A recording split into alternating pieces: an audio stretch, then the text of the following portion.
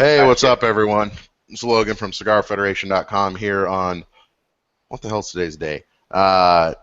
November 10th, one day away from Marine Corps National Birthday, or Marine Corps birthday, and my brother's birthday, which ironically was in the Marine Corps. So we're back. I think we're episode 16. Somehow we're still doing this shit show. We're back with our two favorite pipe dummies, and we got both of them here tonight. We got Bull Shark and Jared. What's happening, fellas? Not much. Just getting Another. run ragged. Just being, yeah. Well, Bull Shark's packing a bowl, and he just got back. You just got back from Aiden's soccer game, did you not? It's practice. Now, Practice. The games don't start till December, but yeah, practice. Practice. Because it's still like 90 degrees down to the bayou in December, isn't it? Well, it's not too bad today. It's kind of windy. It's probably high 50s right now or something. Oh, wow. Really? God, it's Yeah. still low 80s over here. Humid and nasty It's still. 75 today. Texans. Dude, Tejas. So, Jared, how's life treating you down in Corpus? Just as busy and rough as ever. Running me more than ragged down here. Well, what's going on? Why are you getting ran so dang ragged? Well, the one everybody gets, which is the kid, he keeps you good and busy. Oh, my God, yeah. The house chores, which when your wife's a stay-at-home mom, she's so busy with the kids, you don't get a lot of that done. So you got most of that. And then I've got pipes and cigars to smoke for reviews, and I've got this show. And then I've got my main job, which lately I've been working tons of overtime at, like staying until midnight. So I work till midnight, and then I come home to do all this work. So it's getting pretty ragged around here. That's understandable. So, well, I hear you on the kid thing. But Yeah, they're that just kid. such a bundle of joy, aren't they? Oh, yeah. They're all rainbows and unicorn folks. Rainbows and gummy smiles. So why is Tina in the background? This is a serious man show. Bar service. Oh, there we go. That's okay. respectable. It's respectable. So tonight, I was not on this previous show, but Bull Shark and what's your nickname, Jared? Or do you have one yet? I don't think I go by as Bond in 007. I mean, That's a horrible nickname. I haven't been given any other nicknames. I got to think of something. The man that never speaks. I literally have no nicknames. Nobody calls me anything but my name or Bond. God, you're so Jared. But anyways, so you guys That's it. smoke. My What? name is a nickname right there. My name. So Jared. But it's spelled differently because you're fancy like that. Yeah. So you guys smoked the Balkan Sobrani a few weeks ago, and I was I think either in Chicago or Boston. But tell us a little bit about a recap on the show. I know, Ben, that you're going like ape shit crazy trying to buy tens upon tens of that. But Yep. tell me what you guys thought about that. I personally loved it. It was an amazing tobacco. I had never smoked it before, so it was all new to me. But I just thought it was a great Balkan blend, one of the best I've had by far. But the thing is, of course, I fall in love with it and can't find it anywhere. It's a rarity. I mean, I found one place last week that had it, or actually two places. One, the Briary in Birmingham, and literally got the email as I was pulling it in my neighborhood, got to my house, caught up, sold out that quick. Seriously? Yeah, swear to God, that quick. They had that in Penzance. I mean, I couldn't have asked for a more perfect scenario. But they were sold. Literally, when I called them, the guy that's phone said the last 10 is literally walking out the door right now. That sucks. And they limited it one per customer. And then I found another place online that carried it for a good price. They didn't up the price on another, but it was limited, 110 per customer. And I kind of sat on it because it was like, the 10 was like $14, but like the shipping was like $9.99. Oh, I know. That sucks, dude. Yeah, so, and they didn't have much else that I wanted or needed, so I kind of sat on it, and then I finally said, screw it, I'm going to get it anyway, and it was gone by then, so, but I loved it. Okay. Jared, did you love it as much? Not as much. It wasn't bad. I had no issues with it I can remember of. It was good, but it didn't just hit me as the one that I have to go seek. Okay. I mean, I think I fall kind of in between both of you, is that I do really like it. I think it's a great Balkan blend. I am on the search with the Cigar Federation corporate credit card, I am on a search to go find a between 1970 and 1980s unopened tin, so we can all smoke it and just gather around in a circle and circle jerk over this tin, because apparently that's how good this shit is. But I'm on the search for that. But I think it's great. I think it's a great tobacco in and of itself. It really is one of those where if I see it and it's not completely, because it's one of those tobaccos that people price gouge the shit out of. I've seen it for $28 a tin, and then I've also seen it for like $12 a tin. So it kind of can go either range. But if it's not completely gouged, it's a thing that I'll buy the crap out of, just because I know that I like it, but also that I know it's got a lot of intrinsic value and can use it to leverage a lot of things that I may want more in the future. But tonight we're mixing it up a little bit. Russell Lett from Pipes and Cigars, and I've never met the guy, but I'm going to talk about him like I know him, is that he does a lot of different blends for Pipes and Cigars. It's kind of their master blender, so you say. And right now we're smoking the Hearth and Home White Knight. So the White Knight, which is sold on Pipes and Cigars, at least that's the only place I've seen it, it's basically a Balkan blend, and I believe in 2012 or 13, I'm not sure the year, is that I think it was for the Chicago Pipe Show or whatever pipe show it was, basically created this with also a couple of other entries, and they had a tin of Balkan Sobrani from the 70s or 60s or whenever it was, and basically got to smoke it and then created a blend to try to something to replicate it, right? Because that production's no longer make that kind of variety of it. So that's what we're smoking White Knight. There was a lot, actually, tobacco-wise, that was entered into that. There was, if I remember correctly, there was the White Knight. There was also Balkan Blue by McClellan. I think Sutliff actually had an entry. And then there was a few others that had entries. And this apparently did very, very, very well. So the whole purpose of the show is to see how close it is to the real thing. And that's why we're here.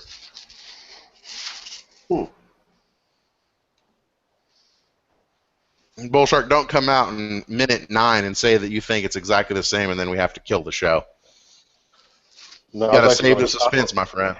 Yeah, I'm going to speak last on that anyway, because I've already formed my opinion. You've already formed your opinion in the first half a bowl, if that? Yeah. Oh, man. Bull Shark. Ooh. What are you smoking out of, Bull Shark? My pipe? Well, no shit. But which one? Well, good answer. Yeah, Sir Jopico, that coral dot one. I love rare? This pipe, man. Yeah, it's pretty rare. It's actually real rare. So coral dot, it was made by the guy himself, right? Yeah, supposedly. I don't know the entire history of everything, but on the Sir Jopicos, the coral dots are the one that you really want to search out and find. So, yeah, my pipe guy gave me a real good deal on this, so I had to jump on it. So is that?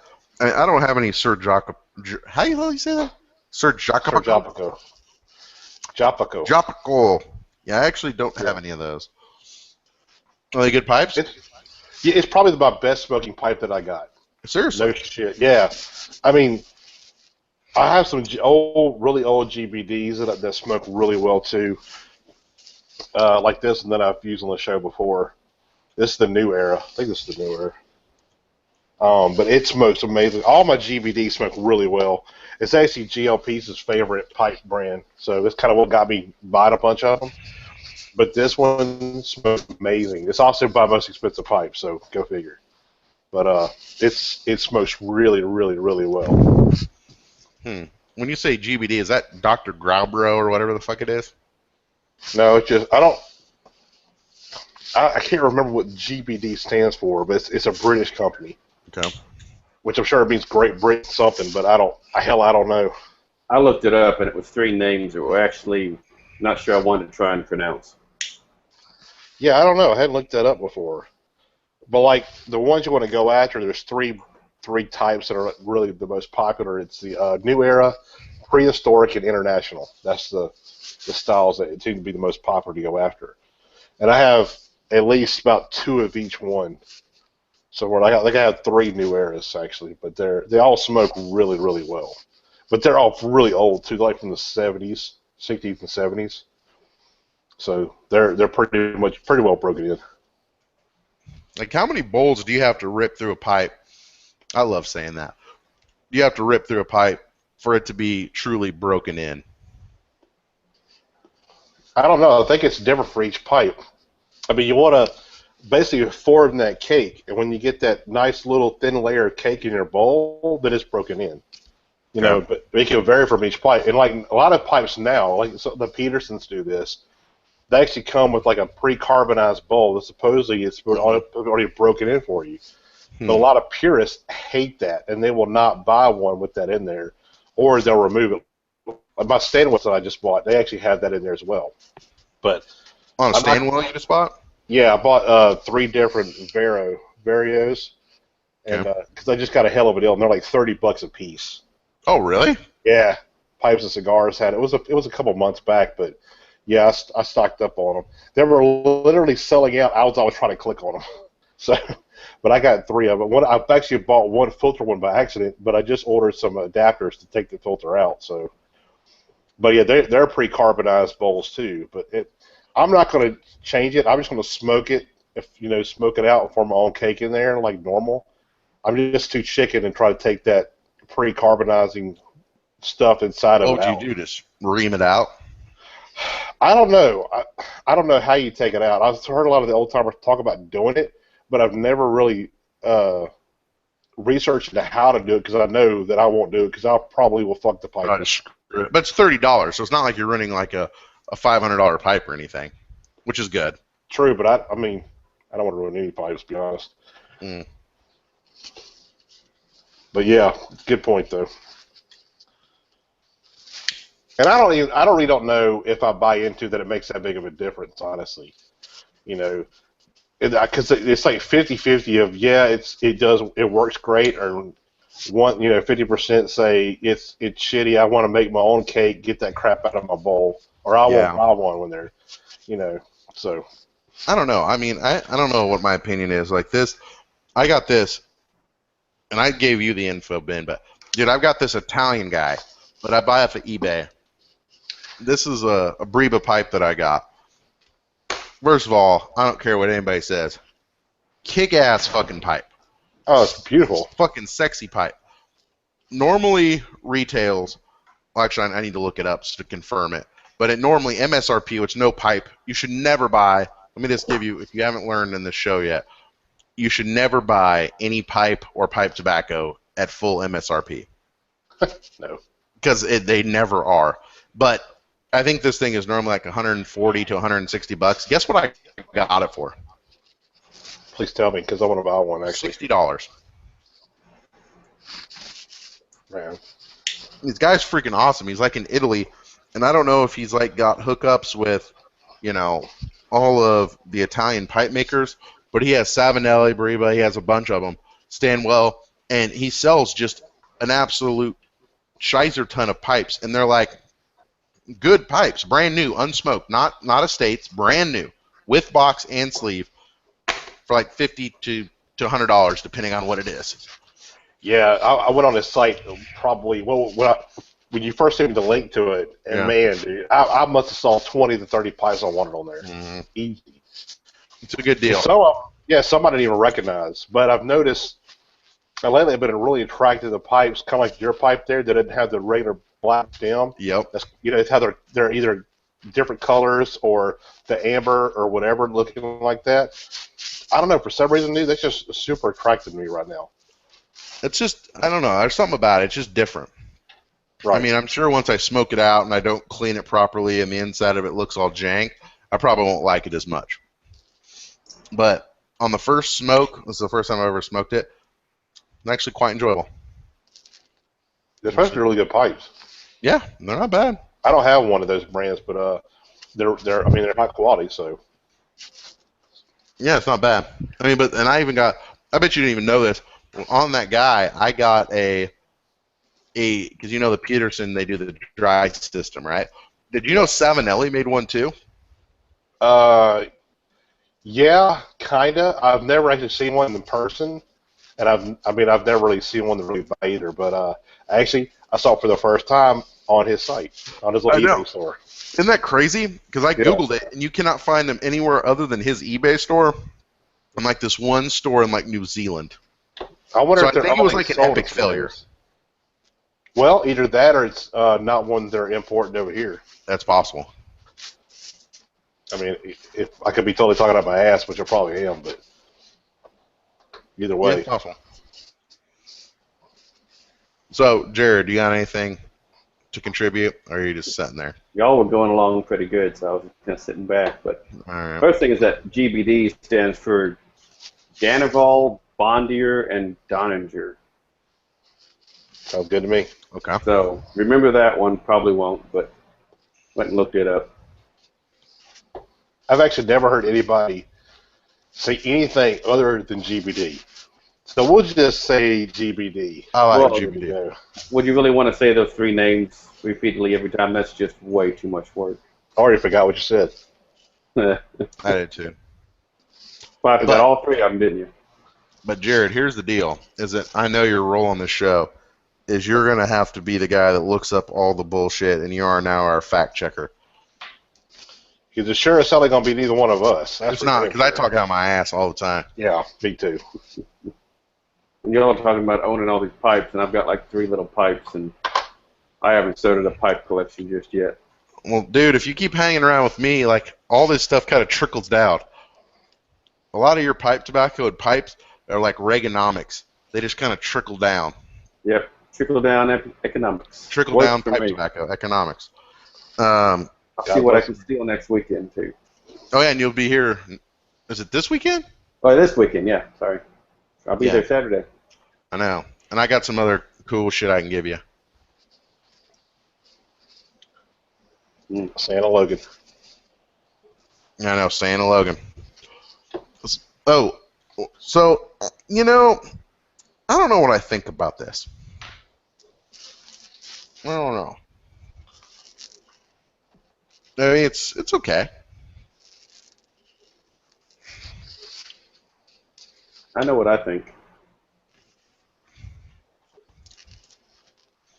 It almost tastes like smoking a rose petal. I can see that.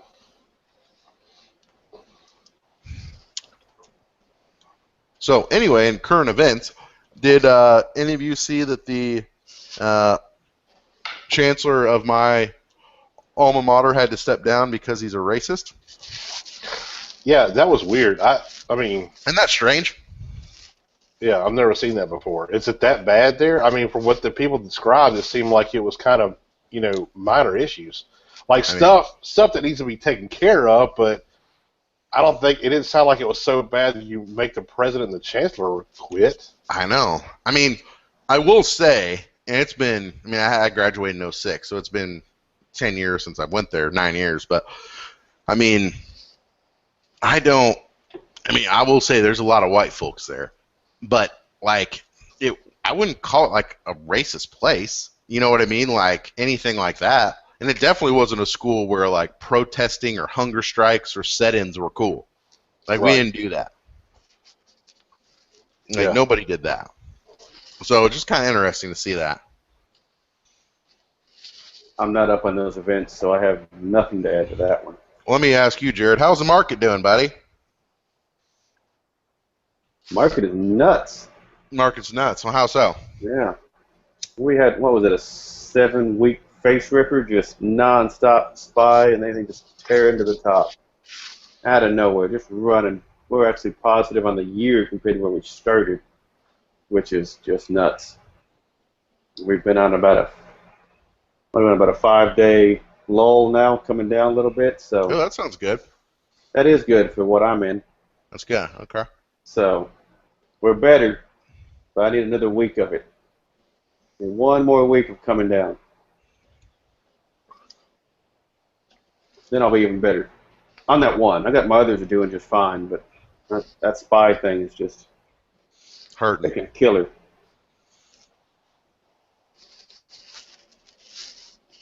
And that's just an unheard of run. I know. No more. No, hopefully no more. I want no more. The good thing is, about the time that, if you want to, don't ever listen to CNBC. That's probably goes true for most news stations. Whatever they say is just total crap. But CNBC is really bad too. And as soon as you see everybody yelling, "We're running to the moon. There's nonstop. There's no limit. We're going. We're going." Guess what happens? Crashes. Yep. Because that's what the market makers want you to think. So they'll run it to the top until you say everybody all in. Everybody jumps all in. They sell. They crash it and get all their money. That's kind of what happened, but not as far as it needs to. The same thing on the bottom. When they're all yelling, "That's it. We're falling. We're crashing. There's no bottom."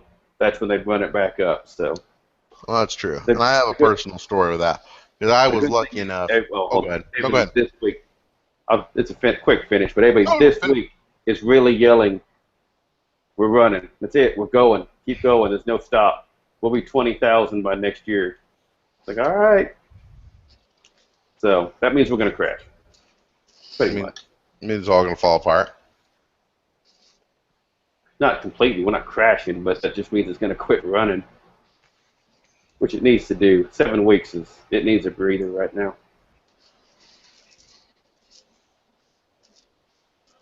Yeah, I mean, I had an experience with that. Was that I was lucky enough to get in on the Facebook IPO, and it IPO'd at $37 a share, and then it hit the market at 42. So I was already up a nice little grit. It was pretty nice. And then, if anybody remembers this, it actually crashed the stock market that day because there were so many people trading that for about an hour after it went on the market, it basically nobody knew what the stock price was. It was ridiculous.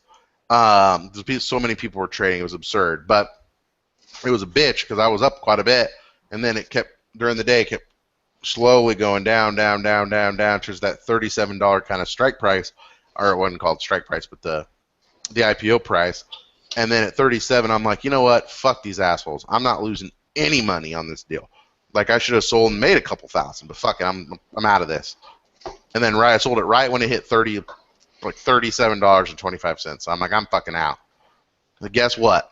End of the day, went right back up to 40 or something. Because as soon as it hit the bottom, everyone who, all these big investment houses and everyone that was back in the IPO just started ripping trades. And that's what happens, man. They run it down so they can buy in cheap, and when they buy in cheap, they run it back up. And then when everybody follows them in, that runs it up even more, and they sell it, take their profit, run it down, and they just keep doing that to you. It's true. And Facebook has been on a tear right now. Any idea what they are right now? Don't even tell me because I had it at $37 a share. I'll tell you. It's going to piss me off, isn't it? It's going to make you livid what they are right now.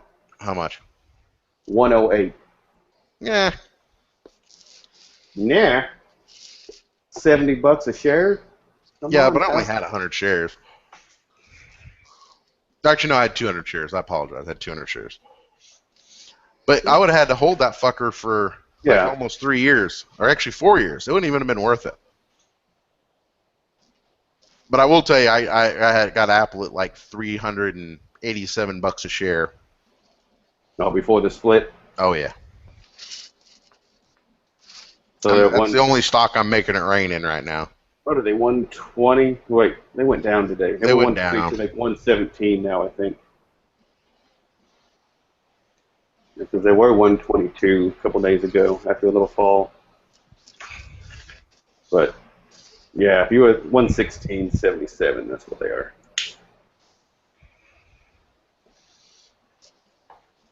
Yeah, you throw stocks in here, and I got a lot more to say. Yeah, I know. I'm trying to, throw you some softballs here. Not to be an ass, but throw you something because you don't have your motorcycle anymore. You sold the Hayabusa. Yeah, it's too dangerous to ride in this fucking town. It's just a damn shame that, somewhere in freaking America, someone can't own a Hayabusa and drive it around the streets safely, it's a damn shame, Jared. I've been riding since I was. I started dirt bikes when I was like 8 or 9. I've been riding Seriously? since then. Yes. Can I tell you, I've never been on any sort of motorized bicycle. Really? That's shame. Damn shame. No. Do you have to realize how And I conservative and how overprotective my parents are? guess, but geez. You've met my parents, haven't you? Met Allie's parents. Nah, maybe you haven't.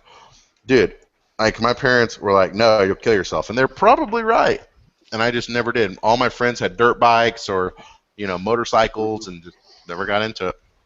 I love them. Terrifies me. I've ridden everywhere. Austin, I've ridden Houston. I take Houston all the time. I've ridden all over the place between Austin and Houston. Rush hour, rainstorms. I've taken the drag strip and done 40 miles on it. I get down here and start riding, and I just decide it's better to sell because there's 2 to 4 wrecks a week, and 1 or 2 people die every week down here. Seriously? Seriously, it's horrible. Corpus isn't even that big of a town. About 300,000, but the drivers suck. That sucks so bad. So 1 to 2 motorcyclers die every week, or just in general? Yeah, no. Motorcycle accidents. Specifically, 1 to 2 people die on a motorcycle every week in Corpus. There's at least 2 to 3 accidents. There's 2 to 4 accidents a week, every week. And there is almost 1 death a week, from what I read and catch. You get some weeks where it doesn't happen, but it's just so often that people are like, what is going on here? Now, our police chief died on a motorcycle accident. Seriously? Yeah, somebody ran him off the road. It's that drug money. I was run off the road countless times down here. Countless times. Well, I had a camera on the helmet. Always had to record it. I'm so glad you have that. Hit and run down here. Because of IPCPR, you got your little GoPro. It comes in handy. I got some good zipline video down in Nicaragua, too. This is true. I got to tell you, Ben, is that this 1960 Dunhill does smoke fucking great. I'll tell you. Dude, there is something about an old pipe that just smokes good. See, and I'm sad. My dad had some pipes and some lighters and all that accoutrement when we started smoking a while back, and I've gone through all of his effects, and I have yet to find any of it, and I'm really mad because I want some of it. I mean, I got the estate. I had to go through the entire thing, and I didn't see any of it. Maybe he got rid of it first. I don't know, because he was still smoking last I knew. Smoking a pipe? Yeah. What kind of pipes do you have? I wouldn't be able to tell you because I wasn't into it then. And then I moved away for 12 years. So I didn't see him a whole lot, so I didn't see what he had. But nothing fancy. I mean, he probably didn't have anything expensive, but it just would have been his stuff. Which would have been cool. He had a pipe lighter that I really wanted to look like a bolt, about that big, the size of a lipstick tube. It was a bolt with a nut on it, but when you pulled it opened up in the middle, had a soft flame through and through. Cool. So you just put it over the top of your lighter and drew through it to light your tobacco. It was just really cool. But I can't find it. I'm really mad. But I'm guessing I'll never find it. You'll find it.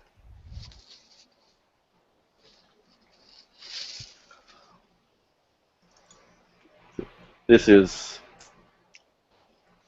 Okay. So, if you haven't noticed, I'm over here ripping 2 different pipes, trying to do some compare and contrasting. And I'll be the first to admit I'm late to the party because these guys smoked it last week. But let me just say for the record, and I don't want Ben or Jared to say yeah, but I think these are completely... Actually, fuck it. Let's just tell everyone. It doesn't matter. I think these taste completely different. Well, maybe not completely is not the right word, but they're markedly different. Yeah, I'll give you that. You got to remember, these are the blend, the White Knight blend, is not the sobriety that we're smoking, that we smoked. It's for earlier blending, so Right. it's kind of like not really comparing apples to apples, honestly. Yeah, that's a good point, actually. Because, I mean, the Sobrani that I'm smoking right now is definitely more floral, and it's just very crisp.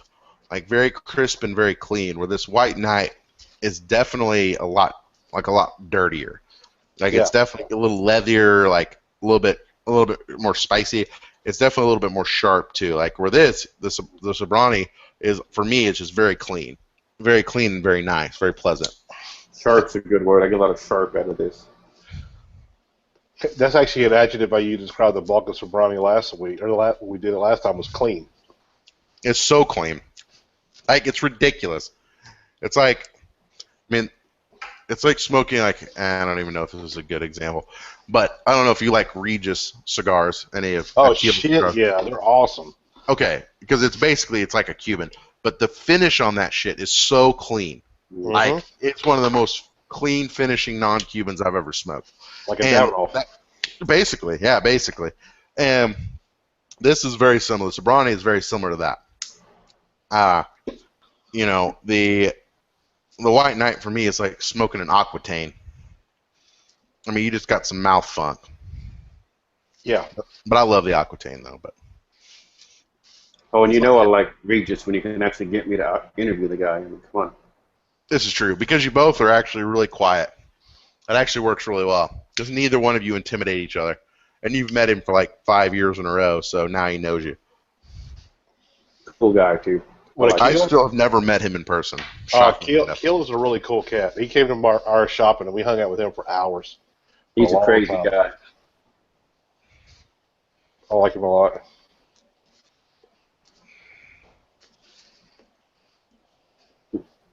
You know, and this is changing. The first half of the bowl, I'm about halfway through this bowl, I liked better than the Sobrani.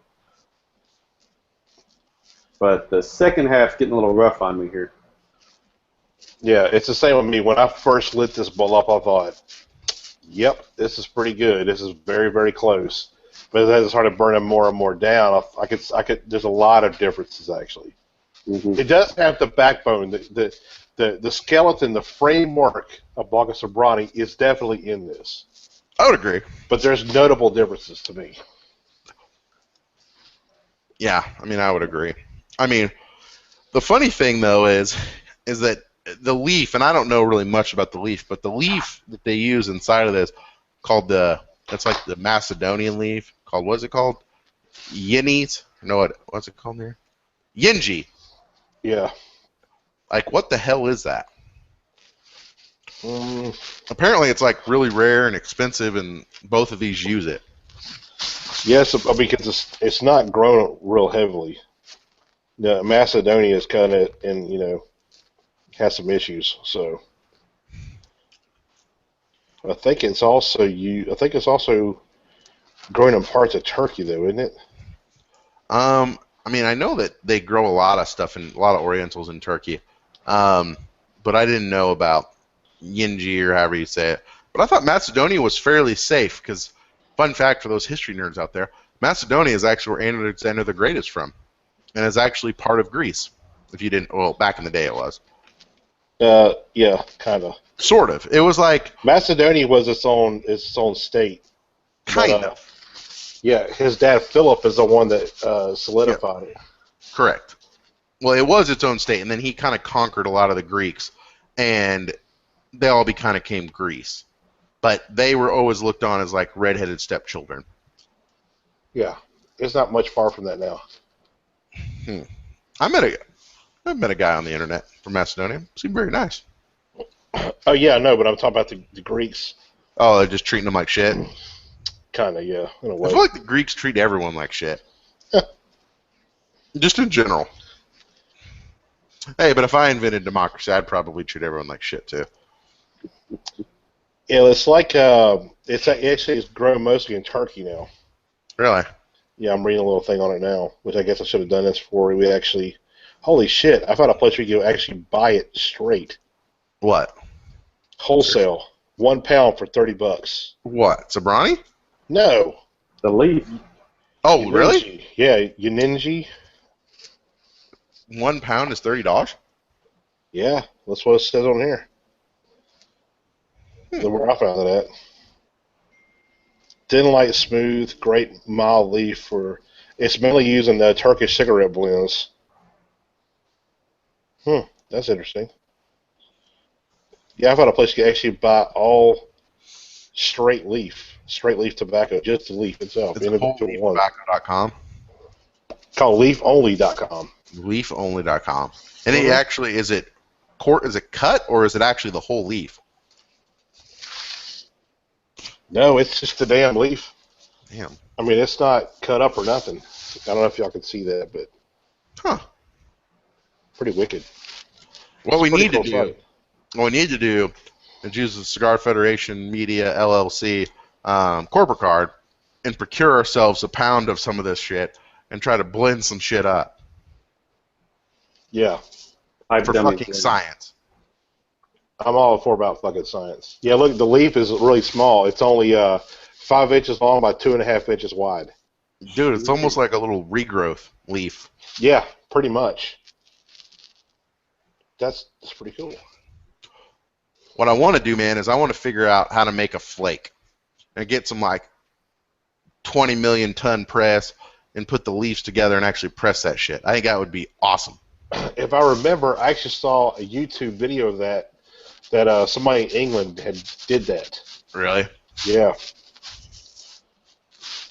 There's a lot of stuff like that on some of the English YouTube channels, the pipe YouTube channels. They got a lot of that, how to bake your own rope and all that kind of stuff. I watched a couple of those guy. I mean, I don't know if he was necessarily British or English. I mean, he was definitely somewhere up in there. He could have been Scottish. He could have been Irish. I don't know, or Welsh. I'm not really sure, but probably not Welsh because Welsh are really fucking hard to understand. But dude, okay. He was smoking a pipe. He made his own little cake, which was really cool to watch. He used like C-clamps and stuff. It was really cool. But after the video, I was watching it, and he had some holiday pumpkin snuff. And I know that people snort that shit up their nose, but I've never really seen someone do it. He snorted that shit straight up his nose. Yeah. I know that's what you're supposed to do, but that just seems absurd to me. Yeah, me too. Oh, dude, I don't even know. I cannot even imagine how fucked up you get off of that. Jeez, it's got to hit you hard. Oh, dude. And then it's just going to be a nasal drip. Oh, dude, it sounds horrible. Unless you have a cold, then it might be all right. Yeah, it's honestly one of the oldest ways to intake tobacco, but I could never do it. There's no way. It would freak me out. I couldn't do it. Kind of feels like a gateway to doing other stuff. I know, man. Some crack rocks. You know, one of the biggest makers of snus is Camel. Yeah. Oh, yeah. All kinds of different flavors and shit of that. That's just crazy to me. I'm just going to stick to pipe tobacco and cigars. I'll be good. I think I will. Yeah, I don't think. No. Well, we might not have cigars here in another month or two. Who knows? Fuck them. Yeah, we will. You think so? Yeah. Are you putting money on it? I don't put money on shit. I'm too much of a warrior work to put money on anything. Bull Shark's saving his dollars to buy him some Sobrani. That's right. I'm waiting. I'm just waiting for that shit to come back on the internet. Sobrani, Pelican, and Penzance in Stonehaven. Dude, I told you about my squirrel on some Penzance. But yeah. Stonehaven, dude, you can't get that anywhere. I'm convinced they don't make that. Dude, I saw Penzance, I saw Sobrani, I saw a bunch of that all after IPCPR releasing on 1,000 different sites. I never once saw Stonehaven. Yeah, I think it only comes out once a year. And it might be even once every other year. I can't remember. There's a lot of esoterica blends that don't come out every year. Or if they do, they come out for like 1 week and then that's it. It's gone. Yeah. Penzance, Stonehaven, sometimes Durbar, or how do you say it? Dunbar, and then sometimes Margate. Those are the ones that sell well. The rest of them don't really sell worth a shit. And Well, you can mostly go, because you can't really find them. The only one I can find regularly is And Soda Bed, and I've never had it. And oh, dude, I've got it. It's horrible. really, that's probably why it's always available. Jared, you smoked it. You reviewed it. Did I? I know I got it. Did I I gave review it it to you. already? Huh? No, but did I review it already? Back like the beginning of this year. Really? I don't think it turned out so well. Well, if you don't remember it, it's obvious. I was going to say, if I can't remember it, that's not a good sign for it right there. Oh, I sure Wow. did. Jeez. Let's see. What'd you give it? Let's see when I reviewed it first. See if it comes I up think here. it's like an April.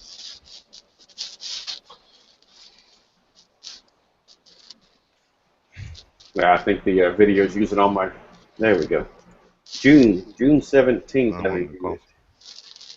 That's actually the first thing I smoked for a review on Cigar Fed. So not to say that may not have something to do with it. Not that it was my first thing I ever smoked, but it's my first review.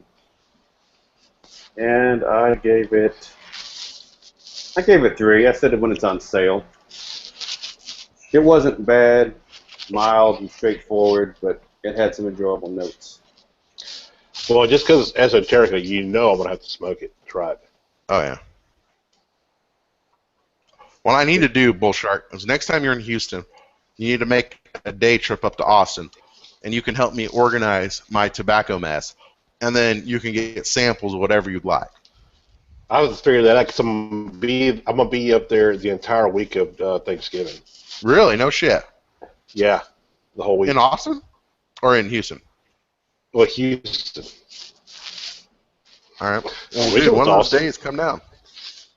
Yeah, I'll try to work that out. I have my 6-year-old, so if my wife's not working, how far is Houston from 3 Dallas? hours. So it's Well, it depends it's on where you're at in Houston. But about 3 hours. Webster, Texas. Just south Jared, there. is that closer or farther away? It's in between Galveston and Houston. Oh, So then far that's side, farther yeah. south. That'd be a good 4 hours almost. Yeah. Well, it took me 4 hours. It might take you 4. It took me 4 hours to get from Galveston to San Antonio. Oh, then it's going to be 5 hours. That could be 4, Wait, but yeah, it's about the same. Yeah, because in Austin, just like 30 minutes north of About an San hour. Antonio. An hour?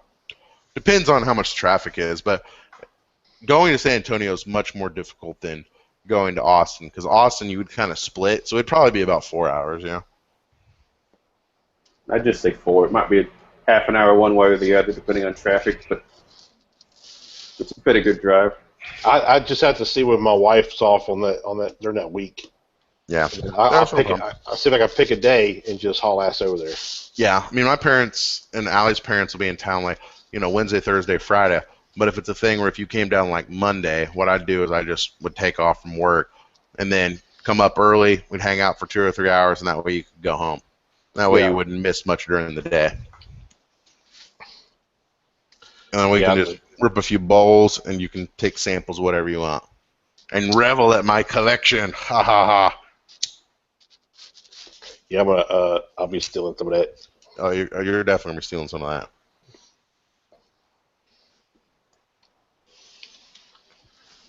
Like I always have it close by. Balkan Sobrani. Balkan Sobrani. Hey, you can tell that's Logan's handwriting right there, everyone. Yeah, because it looks like hieroglyphics. It does look like hieroglyphics, because Logan's handwriting is terrible. I misreferred to myself in the third person. That's okay. Mine, I'd rather write cursive. I basically write in block print. Just because I'm an engineer. You had to draw so many blueprints. I had to write in block print. I still write still block print. Is that what you got your degree in? Engineering? Computer science and engineering. It's School of Engineering, but yes, computer science. Okay. I didn't know you were good at math, Bull Shark. Yeah, I actually have a minor in math that I never applied for. But who the fuck cares? Well, don't most engineers get a minor in math because you have to take so much math anyways? Yeah, but you got to. If I remember right, you had to take like 4 or 6 hours, maybe 6 hours more than required math. So, like, if I'm required 12 hours of math, I have to take like 18 or something So to get a take 2 more classes, basically.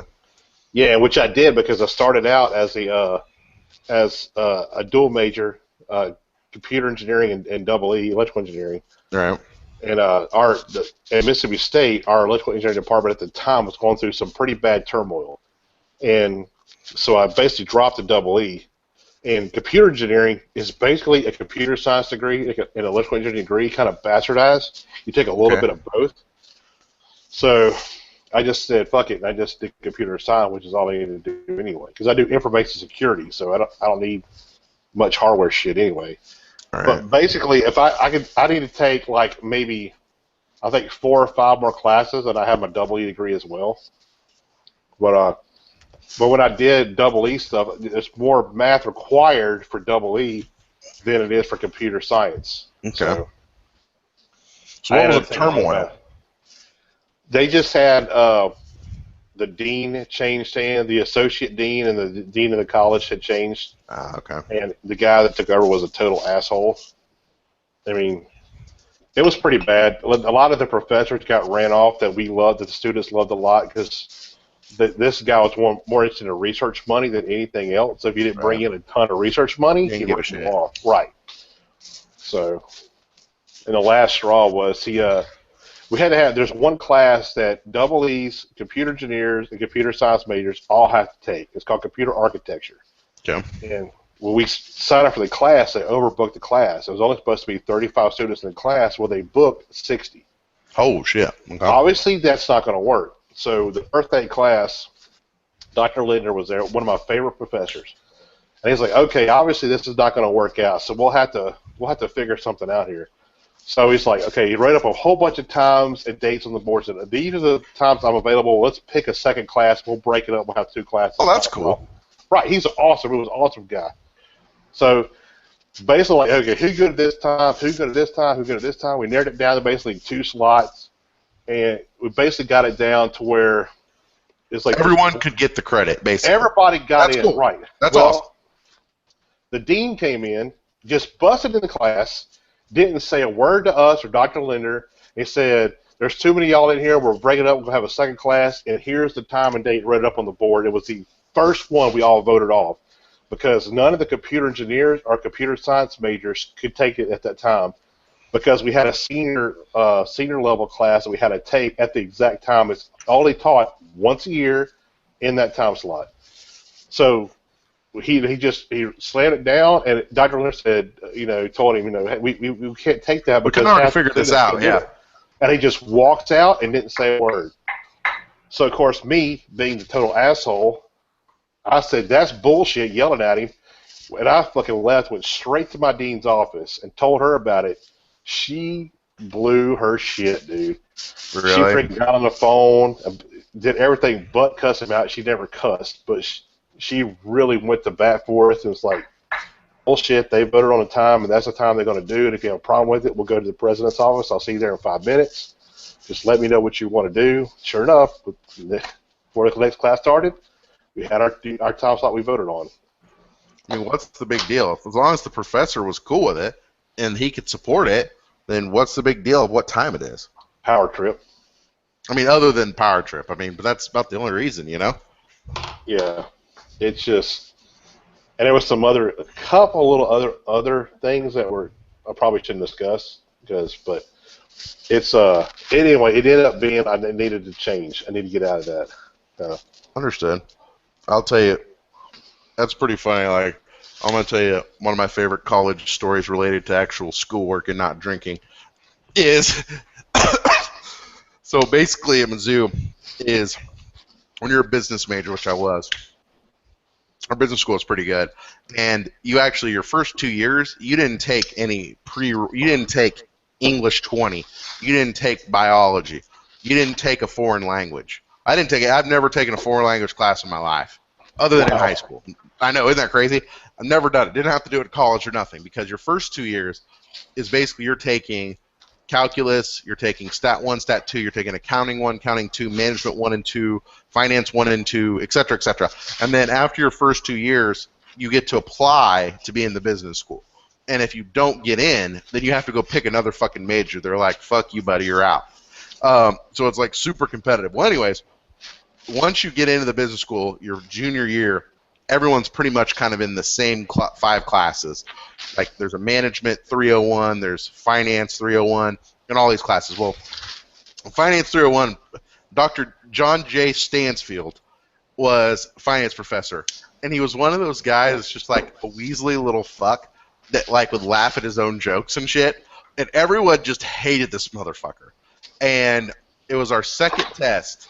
It was basically our second test, and he'd always do this. It would be blue and one would be yellow, and he'd make sure every other person had it so you couldn't cheat. He'd mix up the questions and all this shit. Well, anyways, like start taking the test, and I get it, and I'm like, holy shit. It was like I apologize. I get it, and I'm like, holy shit, like this is the easiest fucking thing I've ever done in my life, because it was a corporate tax problem. It was like you do the problem, and there's like 10 multiple choice or something, but the shit takes forever. Well, anyways, guess what? For some reason, my corporation was tax exempt, so I'm like, what? I mean, like there's nothing to do here. Like there's no tax, so like what? I mean, there's no point. And so basically, I'm just answering it. Well, then apparently, I can't remember if I had the yellow or the blue one, but the other people, the blue one, he fucked up the problem so bad. And I kept seeing this guy go down and talking to him, and all of a sudden he just stands up, like, and this is like a pretty big auditorium, probably 200 people. He's like, I am so sorry. Everyone put your test down. There has been a critical error on this test. This test is untakeable. Please leave, and we will commence the test next Thursday, because we had the class Tuesdays, Thursdays. And everyone was like, what the fuck, Stansfield? What the fuck is going on? And the bitch of it is, at that point, everyone left. But one of my fraternity brothers, Morgan, and he's a whole other bag of issues I could tell you about, but he basically didn't get back. He wasn't outside the auditorium, so I'm like, oh, fuck it, Morgan, we'll go eat lunch. Well, Morgan comes back like an hour later, and we're in the lunch hall telling everyone the story, and we're like, Morgan, where the fuck have you been? He goes, oh, I finished my test. I go, he told us to leave. He told us the test was untakeable. I go, which one did you have? He goes, yeah, I had the one where you put the 0 tax. So I just was able to knock it out real easy. I go, I had that one too. And he goes, yeah, a few of us stayed behind and asked if we could take the test and finish it, if we were allowed to do that. And he said yes. So I fucking flipped my shit. And I never once, other than one time my freshman year, spoke with my advisor. Other than I called her up, and I was like, what the fuck is going on? And I explained the whole situation. She's like, what do you want me to do about it? I go, I want you to provide me a teacher that is capable of making a test without fucking it up. I go, his job is simple. It's to teach me and give me a test that tests my knowledge. He can do neither of those things. So apparently he got in a ton of shit. And basically what happened is that we had to take the test Thursday, but apparently the dean got all pissed off, and whatever your score was on your higher, if you did better on that test or the first test, you got the higher of the 2 scores. But you had to take it. You still had to take the test. So on the first test, I had a 98. So I basically went in there and filled out all the C's and handed it in 5 minutes, and then ended up getting an A in the class. Nice. That'll work. Yeah, it all worked out. But needless to say, I've never seen a teacher fuck up his own test. Well, I have. I've never seen that. I'll make this quick because we're about out of time, but I had one, I won't talk about the professor, but I had one guy, he was a retired professor, right? Remember I told you they were kind of going through some problems with the retaining professors and getting new ones in at the time? So this guy had retired. I think he'd been retired for like 7 or 10 years. Like it was a shit long time. They brought him back in, right? It was called Networks, and all it was about electrical networks, you know, and/or gates, you know, exclusive or all that kind of bullshit. Anyway, so we're basically he's giving us these problems on this test, and we got to design the circuit and all that kind of shit or whatever. You know, and I'm thinking it's pretty easy because basically he told us, you know, in the beginning of class, he taught us how to do these problems a certain way, and he said basically you know, if we're covering the chapter in class, even if I don't go over it, but it's in the textbook, it could be on the test. Okay. So I study it, and there's some stuff on there that, of course, he didn't go over. So I take the test, I get it back, I made a 20 on it. Out of 100. Oh, bull shark. Yeah, okay. My two friends next to me, they both got a 19. The girl next to me got 100. We all have the exact same answers. And I'm like, Whiskey Tango Foxtrot? What the fuck's going on here? Yeah, so I go up to him, ask him, I was like, I don't understand how we have the same answers, And he kind of just fucking ignored me, kind of didn't say shit to me or whatever. And I'm like, this is bullshit, man. So I'm livid, right? So I'm like, I don't understand it. Second test comes, we take it, exact same fucking thing. And this time, I'm not letting him go with it, right? I'm pissed off. So I'm like, in the middle of class, I'm interrupting class. I'm like, I said, his name was Dr. Rodgers. I said, Dr. Rodgers, this is bullshit. I don't understand. How the fuck do we have the exact same answers, but she has 100 and we don't? He says, you don't have tits? Well, basically said, well, that's not the way I taught you. The problem is the ones he marked wrong on me were the ones that were in the book he didn't teach. I'm like, what the fuck? And he said, yeah, I didn't teach it that way. And I'm like, Dr. Rodgers, you never taught this, but you said if it was in the book, you might go over it and say, that's where we got this from. And he's like, well, I don't care. That's not the way I taught it. And I'm like, thinking, what the fuck? This guy's not understanding what I'm saying? What is it? I'm trying to tell him he didn't go over it in class. It was just in the textbook.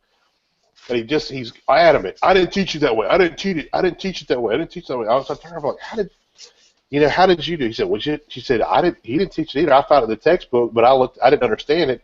So I Googled it and got an alternative method that I better understood, and now I worked it that way.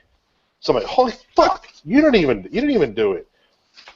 So I'm pissed off, I go to the dean and complain about it, or it's actually my advisor at the time, and I said, I told him about it. He was kind of like, well, I'll talk to him and see what goes on there, blah, blah, blah. And I'm thinking, this is so fucked up. I mean, he was a really old man, right?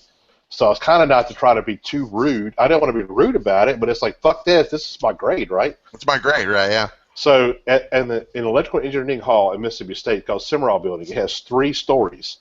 Yeah. And it has one big tall section on the side of it that actually has a lightning generator. It's a 3-story high voltage lightning generator. Yeah, we'd be in class, you hear, boom, and it's that big bolt of lightning hitting. Dude, that's awesome. But anyway, we go up. The second floor is all offices. The third floor is all the labs. Okay. So we got each engineering class. You have a lab. Okay. So it's later in the afternoon. We go up to the third floor, and we get off the elevator, and we see Dr. Rodgers. He's walking up and down the hallway. And he's kind of like aimlessly walking around, like he's like lost or something. Does he have like dementia or like Alzheimer's or something? Dementia. Oh, wow. Okay. He was mumbling to himself that he can't find his office. He's a retired professor that only taught this one class. They didn't give him an office when he came back. He didn't know. So we kind of brought that to professors, our advisor's attention, and basically they didn't do nothing. The electrical engineering department didn't do anything about it. We all got Fs in the class. Oh, dude. Yeah, I had to retake it. I aced it the second time, obviously, but jeez. Yeah, they kind of fucked up my GPA pretty bad. No kidding.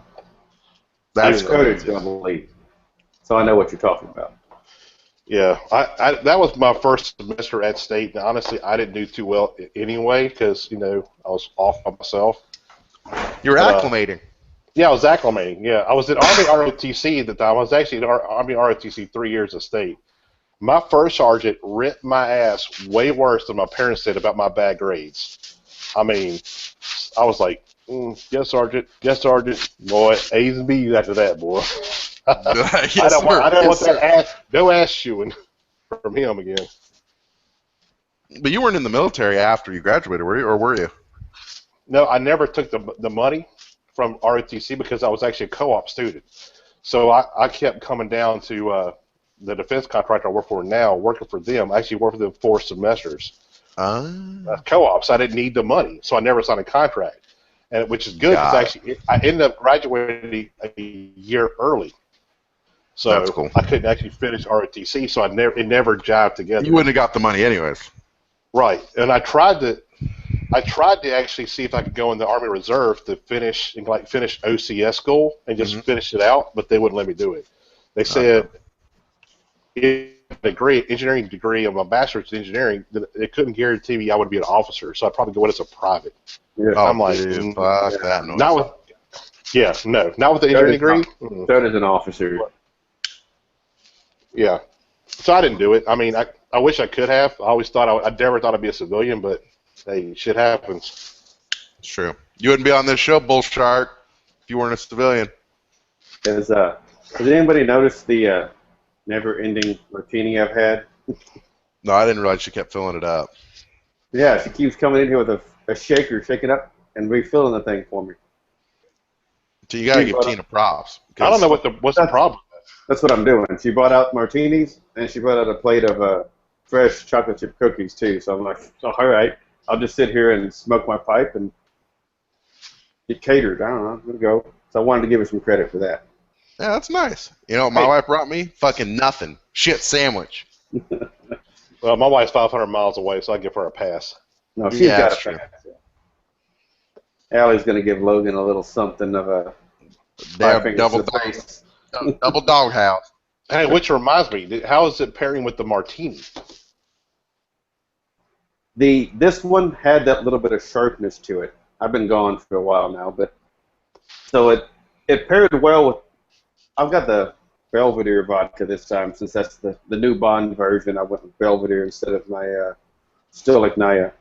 But Stolichnaya is pretty smooth compared to all the others. So it doesn't have as much bite, but you've got the little, the fact that a martini is basically straight vodka that's chilled with this much vermouth. I mean, I just coat my glass in it, so it doesn't have much, but I thought it paired quite well.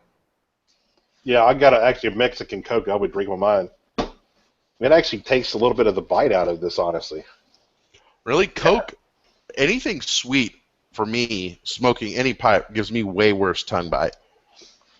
Yeah, it does that. But what I'm saying is, like that funk that we got. Oh, it cleared it out. Yeah, it not cleared it out. It toned it down a good bit, but it's still there. This vodka just cleansed it every time. It took it down to a nice clean level. Once I started having it, because I hadn't had it I waited and I had a bunch of it, nothing. Go sans any liquid to see what you get out of it, and then you start adding it in. It definitely cleansed your palate a lot better, cleaned it out, made it pretty good. Yeah, the glass of water I was drinking definitely did not work very well. So what's your final thoughts on this one? Final thoughts? I mean, you make a good point, Bull Shark, because if they were trying to recreate the 1970s version, I have no way to validate how close they were. But I can say is that how does it compare to the Sobrani of today? I think your house structural, like I compare it to a house, right? It's got the same exact floor plan, not the same floor plan, but it's the same size, it's on the same street, but one of the rooms might be in a different place, there might be a different color on the wall. It's very similar, you know your way around, but it's different. Like, it's definitely a lot harsher, a lot sharper. I think it's a lot more floral, where the Sobrani that I smoked was way cleaner. And frankly, people that trash it, I don't know what the hell they're talking about, because it's pretty good. And I don't know what they just hate on it because they can't get it or they can't afford it or whatever the reason is. I don't know. On what? On Sobrani? People rip on it all the time. Yeah, the goddamn minds. They're idiots. It's good. So, White Knight, I mean, I'd probably give it a 3.5 in between when it was on sale and keep it in the rotation, because I think if I had something a little stiffer to pair it with, I think it could take out kind of some of the stuff I don't really like. But hands down, would rather smoke Sobrani any day. Yeah. It's the same with me. I would like to actually get some of this to age and see how it changes. Yeah. Because it has the backbone of Sobrani, but it is a little bit harsher. It's got a sharpness to it, and I don't know, when I first started smoking it, I could have sworn I was like, this tastes a little bit sweeter than Sobrani. But at the bottom of the bowl, it is none of that. There's no sweetness whatsoever to this. It's just kind of strong. Dude, the analogy of like saying Sobrani is a Davidoff cigar, and like this is kind of like a Aquataine's not even right. It's kind, but that Aquataine's probably not right. But like, Like a knuckle dragger. kind of like like a knuckle dragger. Another one would be like a good example is any Pepin broadleaf. Yeah. Yeah. I mean, for the cigar people out there, that's a really good analogy. You know, it just has a lot more, you know, I don't know, it's just a little bit harsher, sharper, a little bit more funk to it. Not a lot. I mean, it's not bad at all. I don't want it to sound like it's bad.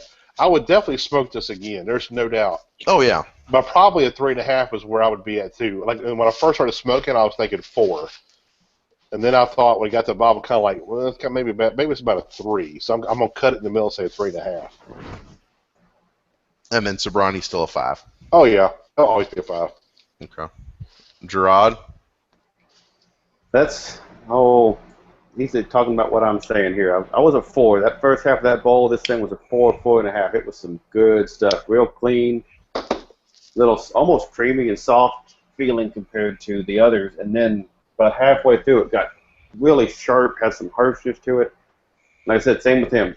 Same with old Ben there. It's not bad. It wasn't so harsh I couldn't smoke it, just compared to the Sobrani. And then compared to the first half of this bowl, it got so much rougher that it was the 3.5, so I'm going to end up with a 3.5 on this one. It's definitely smokable. I'll still buy some, but not near as good as it was at the beginning.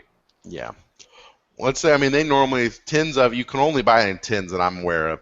And normally the tins are $10.99 or $9.99.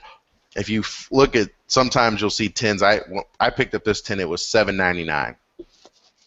And if you can get it, or $8.99, if you can get a buck or two off of it, it's worth it. Pick up a couple tins. And just so you guys know, you guys want to take a guess on how old that White Knight is, and then we'll sign it off? Because I'm looking at it right now. I don't think I got a good guess on it. What, how the Sobrani we had was, or the White Knight? Yeah, both of them. I'm looking at the dates right now. I would say the White Knight's probably this year, and Sobrani's about 4 years ago. Shit. Sobrani was July 4th, 2015. Really? And, yeah, dude. I swear to God. And the White Knight was April the 3rd of this year. The Sobrani, dude, it just has such a character about it that it seems like it's well aged. If that stuff ages, I mean, I think it's spot on now. I could imagine. I think it's delicious now. Yeah. I mean, I don't see how it could get much better. And I could see the White Knight, the point you made about the White Knight getting a little better with age and mellowing out, I think could be the case. Because I think it's a tad young. But the Sobrani, I don't know how I'm going to get much better. Yeah, I don't think so either. I don't know. It is so awesome. I mean, damn. Dude, I could have swore it had some age in that. I mean, I think even Jared and I talked about it, and we thought it had a little bit of age on it. Like, we're like, oh, is this new, or is this some stuff that he got from that, that estate? Oh, the dead guy? Yeah. No, the dead guy didn't have it. He had, like a bunch of Cornell and Deal and, full Virginia Flake and some really old shit, like 10, 15 years old. But, I mean, the other thing one thing I do hate about Sobrani is you can't date the tins. Because they have little numbers at the bottom, but the numbers are the same. So I don't know. I even asked the people at IPCPR, the Aragno or Arango or whatever, the cigar group that does the distribution for them. I asked them. They have no fucking clue, or they didn't tell me. But I got that tin. Someone sent it to me, and I asked when they got it, and they said that they got it recently. So at most, it's maybe a year old. Wow. So I guess it's kind of like the Cuban box codes now. Yeah, dude. It doesn't make any sense. Computer rig to figure it out. Yeah, I know, man. You gotta look in the bottom of your Lucky Charms box. So with that, it, guys. Appreciate you guys watching the show and checking out another Pipe Dummies. The pipe show done for people that are getting into pipes by guys who love cigars. That's gonna be the new tagline for the show. Just so you know, I just kind of made that shit up on the fly. So.